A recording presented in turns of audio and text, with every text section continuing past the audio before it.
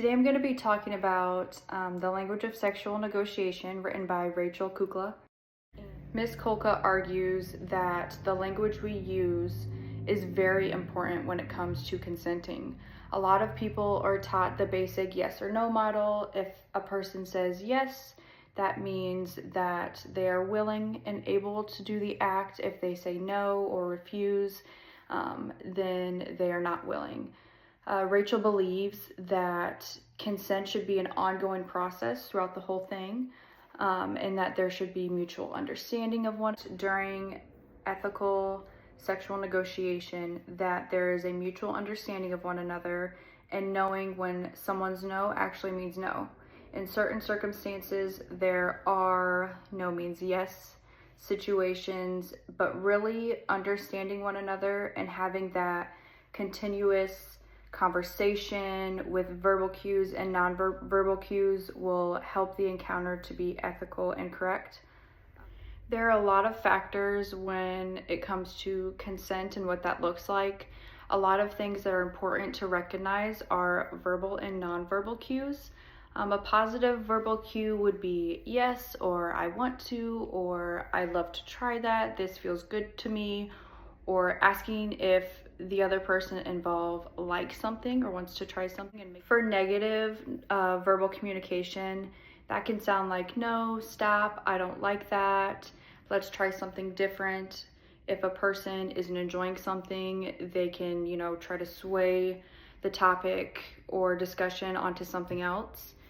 When it comes to nonverbal cues, a positive nonverbal form of communication would be maintaining that eye contact, leaning in closer, having active engagement, smiling or nodding, letting the other person know that whatever's happening is being enjoyed on the other part.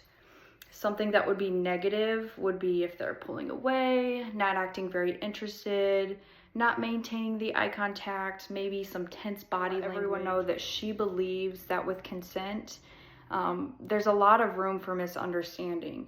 Everyone has different communication skills. Some people can read your nonverbal and even verbal cues as something other than what it actually is.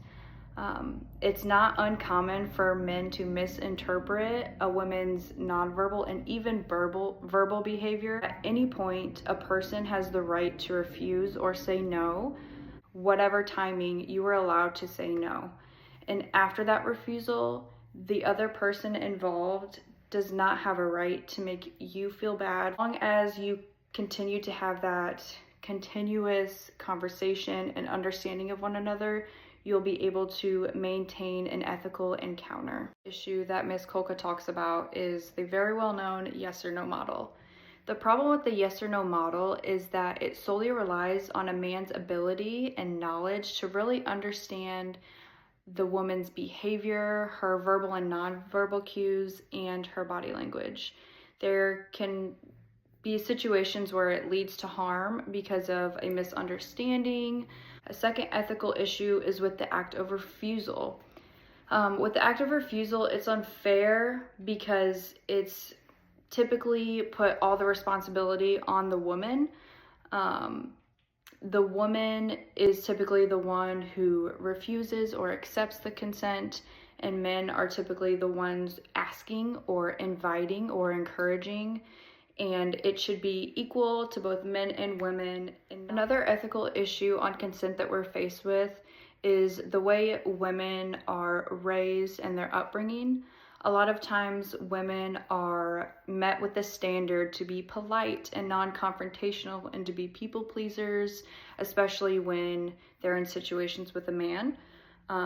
This can make a woman's consent confusing or misinterpreted because, yes, she said no, but she said it in a nice way, so does she really mean it? Maybe I can convince her.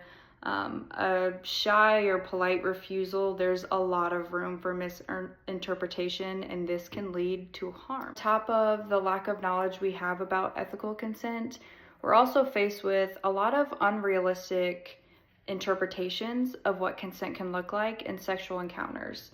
We grow up watching movies, the media's portrayal, TV shows, books, porn, All of those are misinterpretations, they are false, they are not accurate to real life, and a lot of people are exposed to those at a young age.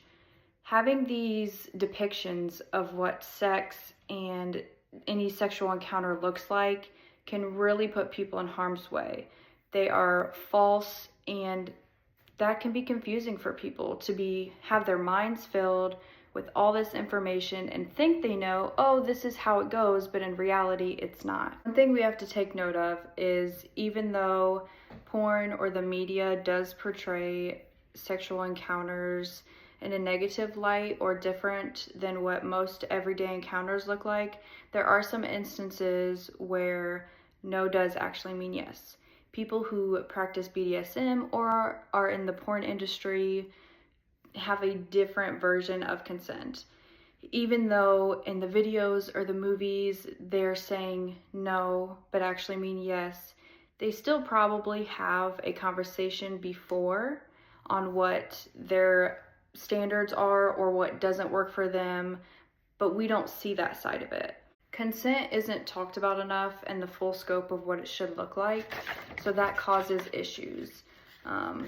We basically just get the yes or no model and that's it. And in the real world, that can cause a lot of issues.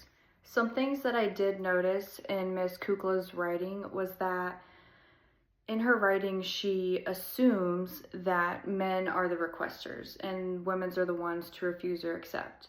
In today's day and age, it looks a little different. Sometimes women are the requesters, and we can't base our whole beliefs off of the fact that women are the ones who say yes or no, and men are the ones who are asking for it. Consent also isn't enough for a sexual encounter.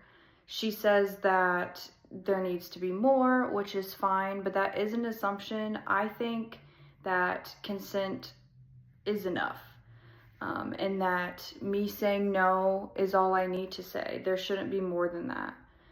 She also assumes that one person is responsible to have an ethical sexual encounter, but I think both parties are responsible.